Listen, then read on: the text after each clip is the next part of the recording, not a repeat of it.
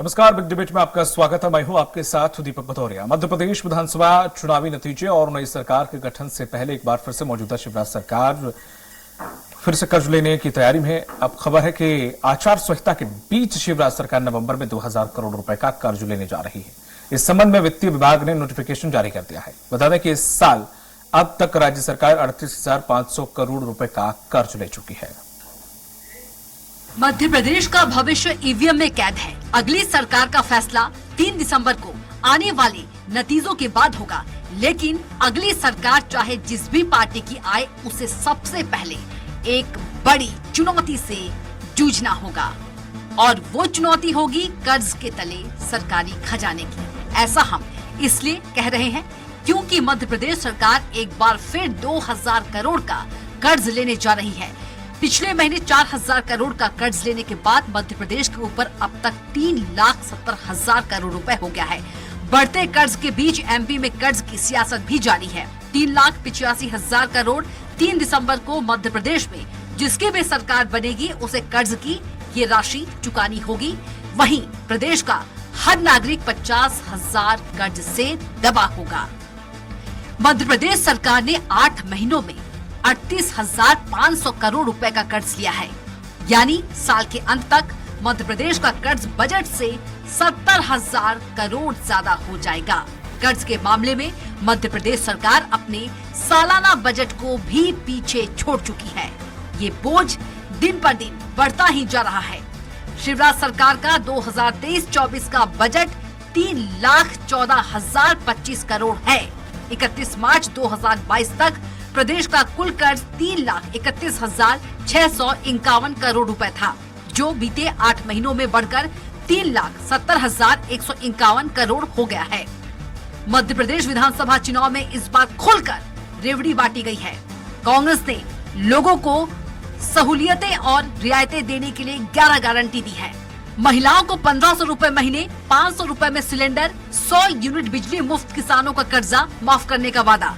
BJP सरकार भी 23,000 करोड़ की चुनावी योजनाएं लागू की। इसी कवायद के चलते प्रदेश के खर्च और कर्ज भी लगातार बढ़ता गया। वहीं अब दोनों ही दल कर्ज के लिए एक दूसरे को जिम्मेदार ठहरा रहे हैं। सरकार चाहे राजस्थान और छत्तीसगढ़ की कांग्रेस की हो या यूपी और एमपी में बीजेपी की सरकारें चुनाव जीतने के लिए जमकर मुफ्त की रेवड़ियां बांट रही है, कर्ज लेकर घी पी रही है। लेकिन फ्रीवीज की आलोचना कर चुकी केंद्र सरकार अब चुनावी रण जीतने उन्हीं राज्यों के आगे अपनी विवशता का रोना रो रही है।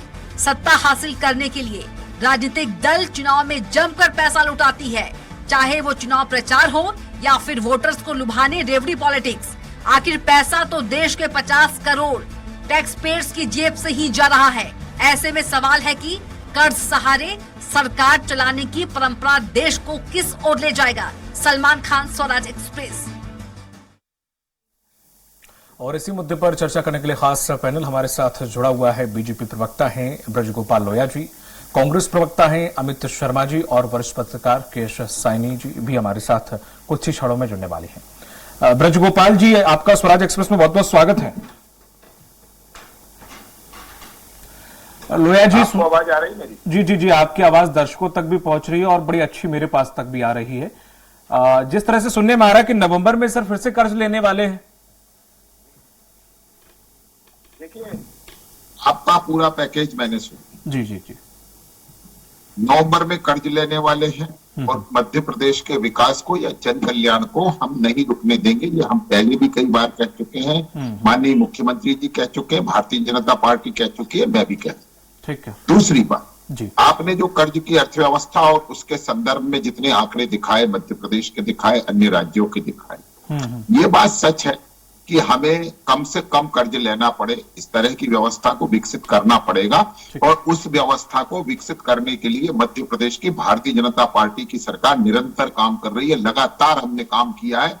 एक समय था कि मध्य प्रदेश की अर्थव्यवस्था सिर्फ कृषि पर आधारित थी।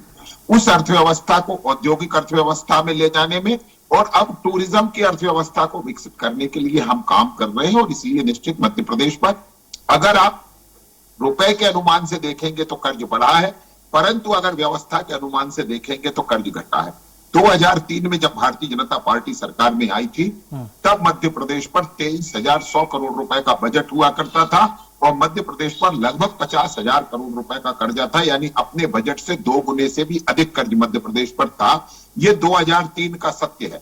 आज मध्य प्रदेश में 3,14,025 करोड़ रुपए का बजट है और हम पर कर्ज लगभग 3.5 लाख करोड़ रुपए है।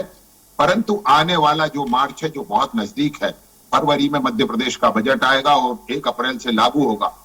जिस तरह के आंकड़े हैं, जिस दिशा में बता रहे हैं कि किस तरह से मध्य प्रदेश स्टेट की जीडीपी बढ़ रही है, किस तरह से मध्य प्रदेश का औद्योगिक विकास बढ़ रहा है और किस तरह मध्य प्रदेश में कृषि अर्थव्यवस्था बढ़ रही है, उसके आधार पर बड़ी विनम्रता के साथ मैं कहना चाहता हूं कि मध्य प्रदेश का जो कर्ज है, वो जो एसजीडीपी की अवधारणा है, जो रिजर्व बैंक की गाइडलाइन है, जो भारत सरकार की गाइडलाइन है, उसके अनुसार नियंत्रण में है।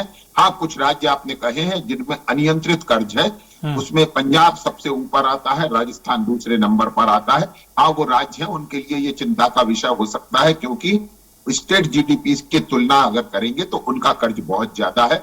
जहां तक मध्य प्रदेश का सवाल है, आपको और आपके चैनल के माध्यम से आपके दर्शकों को आश्वस्त करना चाहते हैं कि मध्य प्रदेश में वित्तीय अनुशासन की स्थिति है, कहीं वित्तीय अनुशासन नहीं है। और दूसरी बात, मध्य प्रदेश की आर्थिक स्थिति इस तरह की नहीं है जैसी कि कुछ राज्यों की है। ठीक है, जैसे कि आपने बताया कि आप कर्ज कम करने के लिए उपाय कर रहे हैं। ये जो घोषणा पत्र जारी हुआ है, ये मुझे लगता है कि आने वाले 5 सालों में अगर आपकी सरकार आई तो ये 5 लाख से भी ऊपर निकल जाएगा। कैसे कम होगा? ये इतनी फ्री रेवड़ियां अगर बांटेंगी पार्टियां और फिर कहेंगे हम कर्ज कम कर रहे हैं या फिर हम कर्ज जनता की भलाई के लिए बढ़ा रहे हैं। सर ऐसे कैसे? मतलब आप फ्री में भी बांटना है सब कुछ और उसके बाद भी कर्ज भी कम करना, कहां से कम करोगे? आप आम जनता पे टैक्सेस ही बढ़ाओगे ना, और कहां से अपनी जेब चलाओगे? मैं बता देता हूं आपको। 2003 से लेकर 2023 तक मध्य प्रदेश की भारतीय जनता पार्टी की सरकार ने ना तो 1% किसी टैक्स के रेट को बढ़ाया है, ना कोई नया टैक्स मध्य प्रदेश में लागू किया। एक बात और समझाता हूं आपको कि इस बात को भी आपको मानना पड़ेगा कि हमारी अर्थव्यवस्था 3,14,000 करोड़ पर रुकने वाला बजट नहीं है। जहां तक जीडीपी के आंकड़े हैं, जो जीएसटी कलेक्शन है मध्य प्रदेश का, जो टैक्स कलेक्शन मध्य प्रदेश में आ रहा है, हम उम्मीद नहीं, विश्वास के साथ आपसे कह सकता हूं कि फरवरी में मध्य प्रदेश की सरकार जो बजट प्रस्तुत करने जा रही है वो 4 लाख करोड़ से कम का नहीं होगा, उससे ऊपर हो सकता है। जिस तरह के आंकड़े आज दिखाई दे रहे हैं वो इस ओर इशारा कर रहे हैं कि मध्य प्रदेश देश में सबसे तेजी से बढ़ती अर्थव्यवस्थाओं में से एक है और लगभग 4 लाख करोड़ से अधिक का बजट इस बार प्रस्तुत होगा मध्य प्रदेश का। ठीक है, कांग्रेस प्रवक्ता भी हमारे साथ हैं। जिस तरह से देखा जाए, जो इन्होंने आंकड़े बताए हैं अमित जी, और कहा है कि 2003 में जब हमारी सरकार बनी थी तब ऐसा था। अब ये थोड़ा ये लाइन, बाकी सब अच्छा बताया लेकिन ये लाइन नहीं बताई कि तब जितना सरकार पे कर्ज था उतना हम ब्याज भर रहे हैं। अब देखिए दीपक जी, इसको भी जस्टिफाई कर दूं क्या? अभी आऊंगा आपके पास, वो आपके पास दोबारा आऊंगा। दीपक जी, मैं ब्रजगोपाल जी की बात सुन रहा था। भारतीय जनता पार्टी को मुझे पता नहीं क्या झूठ बोलने की ट्रेनिंग दी जाती है कि लोहिया जी ने एक चैनल में इसको 29,000 करोड़ बताया था, एक चैनल में मध्य प्रदेश में 2003 में 40,000। नहीं, सुन लीजिए, मैं आपकी बात सुन रहा था, आपका जब समय आए आप उत्तर दीजिएगा। आपका जब समय आए आप उत्तर देखिए, सच सुनिए। अब चुनाव के भाषण या मतदान नहीं होना है, अब हम एक तथ्यों पर बात कर रहे हैं, सच पर बात कर रहे हैं। दीपक जी, 40,000 करोड़ रुपए, और अभी उन्होंने एक चैनल में 40,000 कहा था, अब आपके चैनल में 50,000 करोड़ कह दिया। मैं कहना चाहता हूं कि 16,753 करोड़ रुपए 2003 में कर्ज था जब भारतीय जनता पार्टी की सरकार आई थी। और उसके बाद आप लगातार कर्जों की बात करें तो कर्ज कोई भी राजनीतिक दल हो, मैं कहना चाहता हूं कि अगर प्रदेश का विकास होगा तो हमें सोर्स ऑफ इनकम बढ़ानी चाहिए। अब इनके कर्ज तो बढ़ते गए, सोर्स ऑफ इनकम में पीथमपुर की फैक्ट्रियां लगातार जो 154 बड़ी फैक्ट्रियां थी वो मात्र 29 फैक्ट्रियां रह गई। आज हम मंडीदीप पर बात करें कि छोटी और बड़ी, आज 96 फैक्ट्रियां थी, मात्र 6 बड़ी फैक्ट्रियां रह गई। और आज हम इस तरीके से और भी मध्य प्रदेश के इंदौर के उसमें बात करें तो आज इंदौर में देखिए, छोटी बड़ी आसपास जितने सोर्स ऑफ धंधे थे, जितने व्यवसाय होना था, उन धंधों में लगातार गिरावटें आई। जॉब मध्य प्रदेश में लगातार गिरती गई। हमने पैसे की कमी होने के कारण तनख्वाह ना दी। कई बार ऐसा हुआ है कि मध्य प्रदेश में दिवाली जैसे त्योहार पर 2003 के बाद 7 बार ऐसा हुआ है जब कर्मचारियों को तनख्वाह नहीं मिली। और आज हम लाडली बहनों की बात करते हैं तो इन्होंने 18 साल में राजनीति में वोट बैंक को बढ़ाने के कारण आज लाडली बहनों के कारण जो इन्होंने आज 1,32,00,000 महिलाओं को लाभ देने की बात करी, वो कहां से हुई? ओबीसी की स्कॉलरशिप बंद हो गई, अनुसूचित जाति जनजाति के छात्रों को मिलने वाली स्कॉलरशिप बंद हो गई। आज हम कन्यादान योजना की बात बहनों के सूत्र को करते हैं, वो योजना बंद हो गई। तमाम जितनी 152 योजनाएं जो मध्य प्रदेश में चल रही थी वो सारी बंद कर दी गई और राजनीतिक लाभ लेने के लिए हम एक योजना पर आधार कर दिया। मैं उस पर नहीं जाना चाहता। अब मैं आपको मूल बात बताता हूं। 2003 से लेकर मेरे विद्वान साथी ने अभी तक का तो आंकड़ा बता दिया, लेकिन इस आंकड़े में जो इनके विधानसभा के अंदर पटल पे 26,000 करोड़ रुपए दीपक जी इन्होंने सिर्फ एड पर खर्च करें आज। और जितनी इनकी बड़ी रैलियां चाहे जम्मूरी मैदान भोपाल के अंदर हो, चाहे प्रदेश में और इनके शीर्ष नेताओं की आवभगत में हो या इनके और फंक्शनों में हो, आज इन्होंने अपने प्रचार प्रसार की सामग्री में करीब 96 लाख हजार करोड़ रुपए इन्होंने 2003 से लेकर आज तक उस पर खर्च कर दिया गया। मैं कहना चाहता हूं कि आपने मास्टर प्लान भोपाल का आज तक नहीं आया।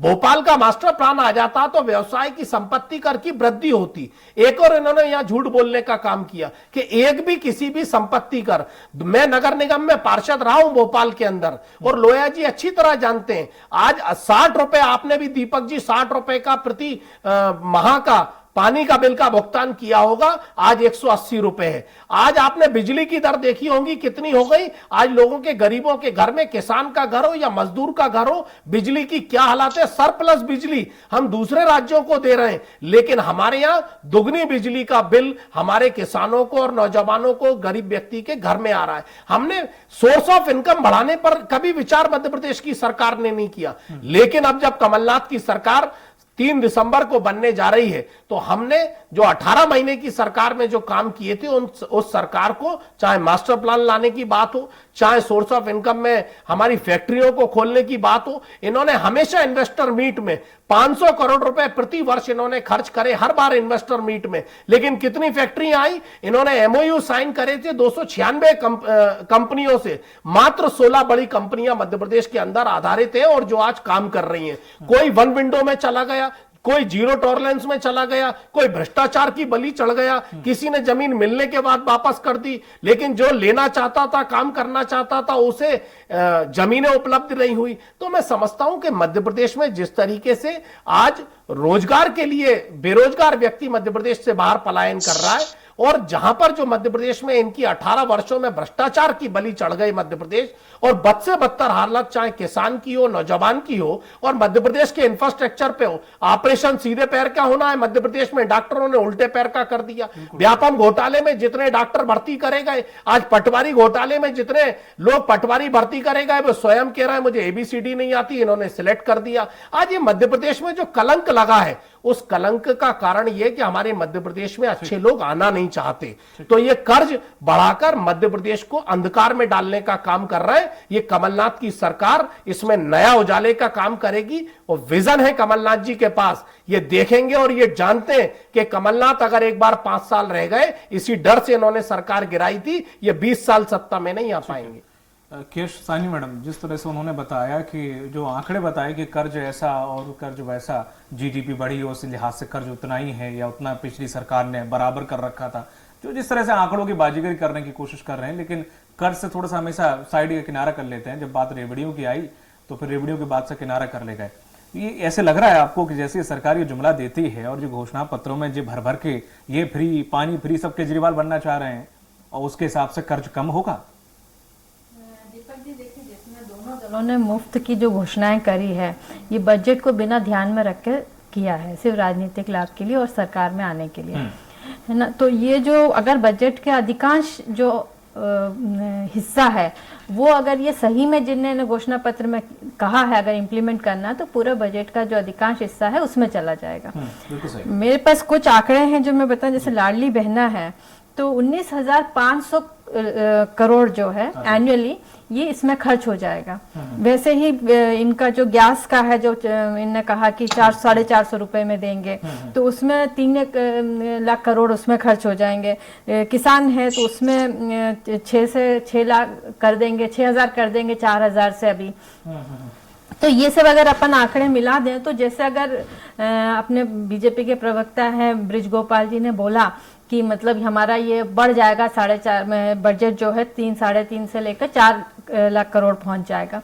तो अगर ये बजट देखा अगर बढ़ भी जाता है, मान लें कि मतलब बढ़ेगा, तो भी ये जो फ्रीबीज अगर देने लगेंगे तो पूरा जो अधिकांश हिस्सा इसी में चला जाएगा। तो विकास के काम के लिए पैसे कहाँ से लाएंगे? आपको इंडस्ट्रीज लगाना पड़ेगा, इंडस्ट्रीज लाने में टाइम लगता है। ऐसा नहीं कि आज आपने कहा और प्रोडक्शन बढ़ जाएगा, कम से कम 3-4 साल लगता है उनको ब्रेक इवन करने में। तो इन्वेस्टमेंट होता है, फिर उसके बाद उसमें कई फॉर्मेलिटीज होती हैं, खड़े होने में इंडस्ट्री एकदम नहीं एक ही दिन में खड़ी हो जाएगी और उसमें से प्रॉफिट आने लगेगा। तो ये दोनों दलों ने बिना कुछ सोचे समझे इस तरह के फ्रीबीज के जो अनाउंसमेंट करा है, उससे निश्चित तौर पे बजट पे असर पड़ेगा। और ये जो है जनता को इसके सबसे ज्यादा नुकसान भोगना पड़ता है, क्योंकि विकास के सारे काम जो है वो बंद हो जाते हैं। बिल्कुल सही। कहाँ से आप बजट लाओगे विकास के लिए? फिर से आप कर्ज लोगे विकास करने के लिए, और एक लिमिट होता है। जैसे मध्य प्रदेश जो सारे बिजली का अगर अपन देख लें तो सारे बिजली विभाग में रख के मध्य प्रदेश जो है 5 से स्टेट जो है जो कर्ज में इसमें डूबी हुई है, उसमें एक मध्य प्रदेश है। हाँ जी, बिल्कुल सही। और आप उसमें फिर से कहते हो कि हम फ्री कर देंगे बिजली, 100 यूनिट फ्री कर देंगे, 200 यूनिट फ्री कर देंगे, तो बिजली विभाग क्या बंद हो जाएगी क्या? कहाँ से लेके आएंगे? और सेंटर ने ऑलरेडी कह चुके हैं कि अगर आप इस तरह से बात करोगे तो हम सेंटर से कोई भी सहयोग नहीं करेंगे। तो डबल इंजन है ना, तो सहयोग तो मिल ही जाएगा, भले ही फिर कांग्रेस को मिले ना मिले वो बात अलग है, तो फिर पर इन्हें तो मिल ही जाना है।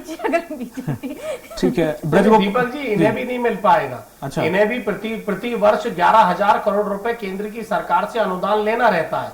हम किसी भी, चाहे नगर निगम, नगर पालिका में एक लिखा रहता है बुक में कि केंद्र द्वारा आश्रित अनुदान। तो आज मैं आपको बता दूं, ये स्मार्ट सिटी के नाम पर 100 करोड़ रुपए, मात्र 145 करोड़ रुपए इनको प्रति वर्ष में मिल रहे हैं। कई बार ड्राफ्ट शिवराज सिंह चौहान दिल्ली लेके गए हैं, लेकिन वो खाली हाथ लौटे, और ये कोई कांग्रेस नहीं कह रही, ये रिकॉर्ड में है। ठीक है। नहीं तो ब्रज गोपाल जी, ये तो चलो ठीक है, योजनाएं आपने फ्री कर दी, चलिए ठीक है, आपका निजी मामला है, भाई सरकार है तो फ्री में देंगे, वरना काम कैसे चलेगा। चलो आपने एक बहुत ऐसे तबके को फ्री में कर दिया चीजें, बिजली, पानी, घर, मकान सब दे दिया फ्री में। आपके बाकी मंत्री विधायक में तो चाहे जितनी बार मंत्री बनोगे इतनी बार जुड़ती जाती है, बाकी टेलीफोन से बिल से लेके सब कुछ मिलता ही मिलता है। और नहीं अगर थोड़ी कम पड़ रही तो अपने आपस में मिलकर एक और विधेयक पास कर दिया कि चलो और बढ़ गई सैलरी पिछले से। अब ये जो बीच वाला आदमी है सर, उसके लिए तो योजनाएं भी नहीं है, कोई फ्री में राशन या चावल भी नहीं ले सकता, ये कहां जाएगा? आपके पूरे प्रश्न, तीनों के प्रश्नों के उत्तर देते हैं। हाँ जी, हाँ जी, उपेक्षा। यही तो ये समझिए कि जो आपने प्रश्न किया है, हाँ। कि आप ये क्यों कहते हैं, हम तो जिसके सालाना आय 8 लाख से कम है उससे भी बड़ा आदमी नहीं मानते हैं। जो मध्य प्रदेश सरकार की जितनी भी योजनाएं, उन्हें गंभीरता से देख लीजिए। कन्यादान योजना में किसी भी गरीबी के सर्टिफिकेट की आवश्यकता नहीं है। सिर्फ मध्य प्रदेश में उस बेटी का विवाह सरकारी आयोजन में हुआ हो 51,000 देते हैं। और जो अभी हमारे कांग्रेस के साथी कह रहे थे ना कि उसे हमने बंद कर दिया, श्रीमान, हमने कोई बंद नहीं कर दिया। हम कमलनाथ की झूठ बोलने वाली कांग्रेस सरकार नहीं है कि जो बंद कर दे। लखन घनघोरिया ने विधानसभा में ये उत्तर दिया था कि हमने एक भी बेटी को 51,000 नहीं दिए। हम चुनौती पूर्वक आपसे कहते हैं, मध्य प्रदेश में विवाह हुई एक बेटी का नाम बता दो कि जिसको कन्यादान योजना का लाभ न मिला हो। झूठ बोलना बहुत आसान है, परंतु उसके समर्थन में तथ्य प्रस्तुत करना बहुत कठिन है। दूसरी बात, अभी आपने एक आरोप लगाया था, मेरे मित्र ने एक आरोप लगाया था कि मंडीदीप में उद्योग नहीं बचे। बहुत शर्म का विषय है ये। आज मध्य प्रदेश में मंडीदीप की बात करता हूं, बता देता हूं, रोज वहां से जाता हूं। भोपाल से मंडीदीप प्रारंभ हो जाता है 11 मील के बाद, जो आता है गौहरगंज तक, जहां प्लास्टिक पार्क है। अभी कह रहे थे कि वहां फैक्ट्री नहीं बची, वहां फैक्ट्री नहीं बची, 6,000 से ज्यादा फैक्ट्रियां चालू है श्रीमान। और एक बात बताता हूं कि आप किस तरह इंफ्रा पड़ता है, उसका उदाहरण देखिएगा। हम काम करने वाले लोग हैं। केवल मध्य प्रदेश में अभी 15 वर्ष हुए चावल का उत्पादन शुरू हुए, और आज मध्य प्रदेश में 150 से ज्यादा धान से चावल बनाने वाली राइस मिल काम कर रही हैं। आज मध्य प्रदेश के चावल की सुगंध 157 देशों में पहुंचाने का काम हमने किया है। और इसलिए हम कहते हैं कि हम काम करने वाले लोग हैं, हम भयभीत होने वाले लोग नहीं हैं। जो लोग 15 महीने केवल ये कहकर सरकार चलाते रहे कि खजाना खाली है, उन्होंने मध्य प्रदेश पर 21,000 करोड़ का कर्ज का बोझ बढ़ाया है और अपनी एक भी घोषणा को पूरा नहीं किया। एक भी घोषणा को, केवल 5,500 करोड़ रुपए किसानों को देने का नाटक करने का काम किया है। तो हम झूठ नहीं बोलते हैं, हम काम करने वाले लोग हैं। एक और आपने अभी आरोप लगा, नहीं पूरे आरोपों पर चर्चा कर ले। चर्चा करें। अभी आप आरोप लगा रहे थे कि मध्य प्रदेश में लोगों को वेतन भत्तों की दिक्कत थी। हाँ, दिक्कत थी 2003 तक, जब दिग्विजय सिंह का कुशासन इस मध्य प्रदेश में था, इसलिए दिक्कत थी। आप 500 रुपए में शिक्षा कर्मी रखा करते थे और उसे भी 500 रुपए नहीं मिल रहे थे। मेरी बात अगर मध्य प्रदेश के ऐसे सरकारी कर्मचारी सुन रहे हो जिन्होंने कांग्रेस और भाजपा दोनों की सरकार में काम किया है, वो गवाह रहे कि मध्य प्रदेश में दिग्विजय सिंह के समय चाहे जब वेतन का संकट होता था, इन 20 वर्षों में कभी वेतन का संकट नहीं आया, कभी भत्तों का संकट नहीं आया। और झूठ बोलने की भी एक सीमा होती है, आप उस सीमा तक झूठ बोलते हैं। और ये कर्ज जो राजस्थान पर ले लिया है अशोक गहलोत की सरकार ने, 6.5 लाख करोड़ का श्रीमान, जिसकी आबादी भी मध्य प्रदेश से 1 करोड़ कम है, ये देखिए तो किस तरह के झूठ बोलते हैं। कोई कहता है मैं नगर निगम में पार्षद हूं, आप पार्षद हैं, वहां भी केंद्र की निधि आती है, राज्य की भी निधि आती है, परंतु उसको अच्छे से खर्च करना आपकी जिम्मेदारी है। आपको याद होगा कि कमलनाथ जी की सरकार और दिग्विजय सिंह की सरकार में फर्क बताता हूं कैसे होते हैं। कमलनाथ जी ने मुख्यमंत्री बनते ही पहले 2 काम क्या किए, एक हेलीकॉप्टर खरीदना है, एक हवाई जहाज खरीदना है और मुख्यमंत्री निवास का रिनोवेशन कराना है। ये आपके काम है कि आप किसमें काम करते हैं। जिन विज्ञापनों की बात कर रहे थे, आप दुबई के और न्यूयॉर्क के अखबारों में विज्ञापन छपवा रहे थे आईफा का। याद रखिए, ये शर्म की बातें हैं जिसकी आप चर्चा कर रहे थे ना अभी, कि 20 वर्षों में हमने 23,000 करोड़ रुपए खर्च किए, विधानसभा के पटल पर स्वीकार किया है। आपने 15 महीनों में 1,800 करोड़ रुपए खर्च किए हैं 15 महीने की सरकार में। इसको क्यों भूल जाते हैं कि सरकार काम करेगी तो उसका विज्ञापन करेगी। जो सरकारें निकम्मी होगी वो विज्ञापन किस चीज का करेंगे। श्रीमान, हमने मध्य प्रदेश का औद्योगिक उत्पादन की चर्चा कर रही थी अभी बहन जी।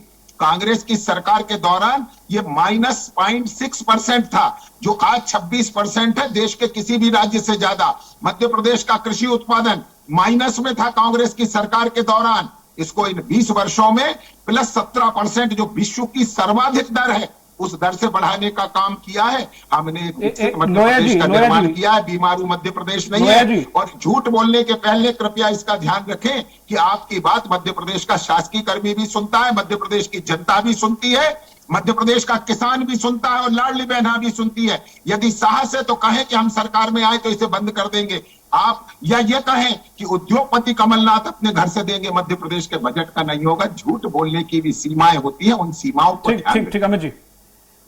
मेरे विद्वान साथी ब्रज गोपाल जी बोल रहे थे कि साहस है। हाँ, हम में साहस है। हमने इसीलिए नारी सम्मान योजना लेके आए और 1,500 रुपए कहा था और 1,500 रुपए आज भी कह रहे हैं।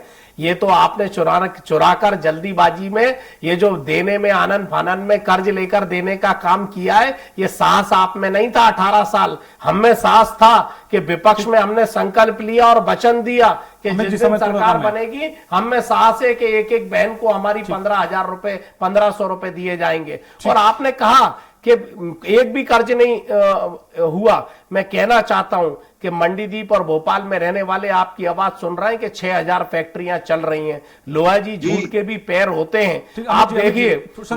और मैं लास्ट बार कहना चाहता हूं कि जिस तरीके से आपने जो जुमले और आंकड़े और घोषणाएं बताई हैं, अगर आप ही की विधानसभा में आप ही के मंत्री ने स्वीकार करा है कि हम 19,000 घोषणाओं को मध्य प्रदेश की सरकार पूरी नहीं कर पाई, ये कांग्रेस नहीं कह रही है। ठीक है, ये पटल ठीक, लोया जी, ठीक है। आप अगर कांग्रेस के प्रवक्ता हैं तो 19 बताने का कृपा करें कि कौन सी घोषणा हमने की जो पूरी नहीं की। यही तो कमल पटेल से पूछ लीजिए। अमित जी, ब्रज गोपाल जी, समय समाप्त हो गया। कमल पटेल से पूछ लीजिए किसानों का कर्जा माफ हुआ था कि नहीं हुआ था। समय नहीं है सर, 19 नहीं बता सकते सर। समय नहीं है। केस मैडम, दीपक जी, अभी अपने दोनों प्रवक्ता जी ने अपने जो घोषणाएं हैं उसके बारे में बात करी है, लेकिन मेरा सिर्फ इतना कहना है कि जो भी आप घोषणाएं करते हैं वो बजट को ध्यान में रखते हुए करना चाहिए। नहीं तो क्या है, जैसे ये आपके प्रधानमंत्री ने, मतलब अपने देश के प्रधानमंत्री ने कहा है कि अगर हमने इसको ध्यान नहीं रखा तो हम बहुत जल्दी कर्ज में डूब सकते हैं और देश का जो उन्नति है वही रुक जाएगा। तो हर मतलब प्रदेश को इस चीज को ध्यान रखना पड़ेगा। आप जितने योजनाएं हैं उसमें समाज कल्याण की जिम्मेदारी होती है सरकार के ऊपर, और निश्चित तौर पे जो सक्षम नहीं है उन तक योजनाएं को पहुंचना चाहिए। लेकिन यह है कि जहां तक बजट को ध्यान में रखते हुए घोषणाएं करनी चाहिए, और जितने फ्रीबीज अनाउंस करते हैं वो समाज की उन्नति के लिए होना चाहिए, ना कि राज्य के लिए बर्डन हो जाए। तो कहां से आएगा सप्लाई, कहां से बजट आप बढ़ा सकते हो, उसको ध्यान में रखना चाहिए, और उसके बाद फिर इस तरह की घोषणाएं होनी चाहिए। चूंकि समय समाप्त हो गया, इसलिए बहुत बहुत शुक्रिया ब्रज गोपाल जी, अमित जी, ओकेश, साइनी मैडम, आप तीनों लोगों का बहुत बहुत शुक्रिया हमारे साथ जुड़ने के लिए। तो जिस तरह से देखा जाए, कर्ज में लगातार सरकार डूब रही है, लगातार कर्ज बीजेपी सरकार ले रही है, और लगातार ये कहा भी जा रहा है कि जनता के विकास के लिए कर्ज लिया जा रहा है। लेकिन हकीकत क्या है और क्या नहीं, और अब इस कर्ज को लेकर हो चाहे अन्य योजनाओं को, जिसका बखान बीजेपी प्रवक्ता भी कर रहे थे कि आखिर हमने इतनी योजनाएं की, इतनी फैक्ट्री डाली, इतना हम विकास कर रहे हैं, इतना हम रेवेन्यू जनरेट कर रहे हैं, वो तो जनता आने वाली 3 तारीख को निर्णय करेगी कि आखिर कौन उनका हितैषी और कौन नहीं। मुझे दीजिए इजाजत, नमस्कार।